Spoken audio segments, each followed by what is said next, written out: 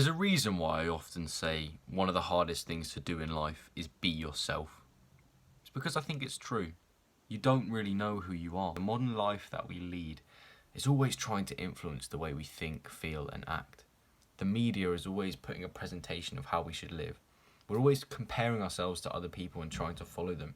There's constant social pressure and social expectations that change the way we think, act and feel.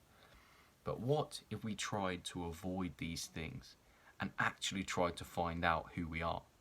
And that's what I'm trying to do. I'm attempting to answer the question, who am I?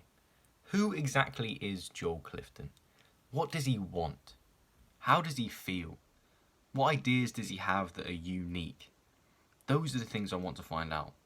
And I'm doing what I call the authenticity experiment to find out those answers.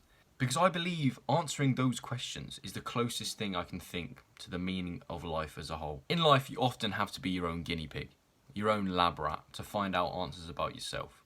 You can't really test on other people. You have to test on yourself. Put yourself in certain situations and see how you'll respond. Give yourself challenges. Push yourself out of your comfort zone. And that's what I'm trying to do. And that's what I'll be doing over the next 6 months. So firstly, yes, I'm trying to answer the questions that I just stated. But also I'd like to further embody the Be an Anomaly movement and its principles.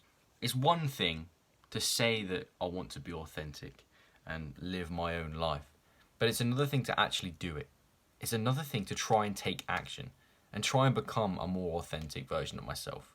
So that's what I'm trying to do. I'm trying to show you people that I'm not all talk and I'm actually putting in some actionable effort here. So what does the authenticity experiment entail? Well, on the 14th of April 2022 will be 6 months until my 18th birthday, and I'm giving myself a 6-month time frame to do this. This is so I have a deadline and I have an end point where I can review what I've learned. It gives me a sense of urgency and an end to the challenge so I can stay focused and stay committed. The main task of the authenticity experiment is to drain out as much of the unnecessary external influence as I can. This means mainly the media and entertainment sources that potentially do not serve me and are trying to manipulate my way of thinking. Specifically, this means very little unintentional YouTube and social media. Also, I'll be doing regular purposeful journaling, writing down what I think I've learned about myself that week. I'll be constantly meditating upon the question of who am I? And what do I really want? I'll also be challenging the thoughts, the ideas, the perspectives that I have on a day-to-day basis, really questioning whether I actually thought them or whether it's just the voice of somebody else in my head, where it's a result of external influence. And I'll be constantly trying to come up with authentic ideas and recording them in some way.